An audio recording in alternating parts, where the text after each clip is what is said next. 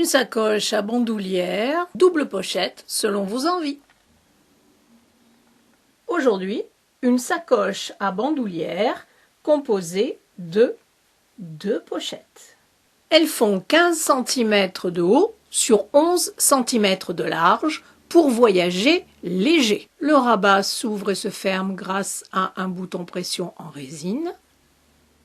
Tout est doublé et boîtiné, sans aucune couture apparente à l'intérieur. Au dos de chaque pochette, 4 paires de boutons pression en résine. Les s'accrochent l'une à l'autre. Le gabarit pour les petits rabats, un rectangle de 10 cm de long sur 7 cm de haut, plié en deux et découpé un petit arrondi. Il vous faut 2 fois dans le tissu extérieur, 2 fois dans la doublure, 2 fois dans du thermocollant, ici de la Vliseline H630, découpée légèrement plus petite. Un rectangle de 13 cm de long sur 17 cm de haut à découper 4 fois dans le tissu doublure, 4 fois légèrement plus petit dans le thermocollant Vliseline H630 et 4 fois dans le tissu extérieur. Vous repasserez le thermocollant au dos des tissus principaux. Commençons par les rabats. Placez les tissus endroit contre endroit. Alignez bien les bords, épinglez et faites une piqûre sur 3 côtés à 5 mm du bord, longueur de point 2,5. Ne cousez pas le haut. Crantez les arrondis, retournez sur l'endroit par l'ouverture, faites bien ressortir la couture, donnez un bon coup de fer. Maintenant, vous pouvez finir en faisant une surpiqûre à 5 mm du bord, longueur de point 3 sur les 3 côtés qui seront visibles. En suivant les recommandations du fabricant, vous placerez au milieu de la longueur du rabat et à 1,5 cm à partir du bas, le bouton pression mâle, c'est-à-dire celui-ci. Longueur de la bandoulière, mesurez-vous. Pour moi, j'ai mis 1,30 m. En ce qui concerne la largeur, ici, elle sera de 2 cm, ce qui veut dire que la bande fera 8 cm de large. Pliez en deux, ramenez les extrémités non finies vers le milieu, repliez encore une fois, mettez des pinces et vous ferez de chaque côté une piqûre sur piqûre à 2 ou 3 mm du bord, longueur de point 3. Sur chaque dos de chaque pochette, marquez un point à 3 cm des bords. Donc vous en aurez 1, 2, 3, 4 pour un dos, 1, 2, 3, 4 pour l'autre pochette. Et pour ne pas me tromper, j'ai mis d'un côté les parties femelles et de l'autre les parties mâles.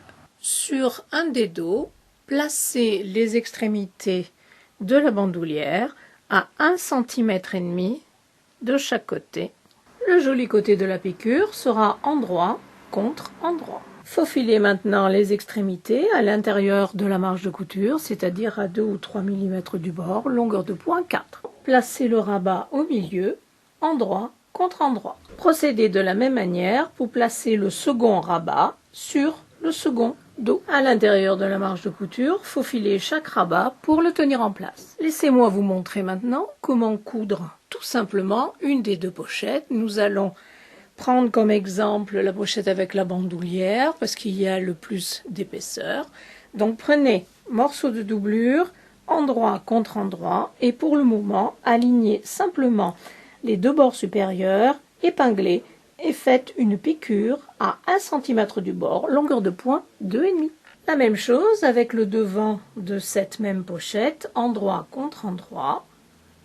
Bord supérieur, une piqûre sur l'envers, ouvrez la couture et donnez un petit coup de fer pour l'aplatir. Sur la partie dos avec le rabat et la bandoulière, c'est un peu plus difficile à cause des épaisseurs, mais essayez quand même, le résultat n'en sera que plus joli.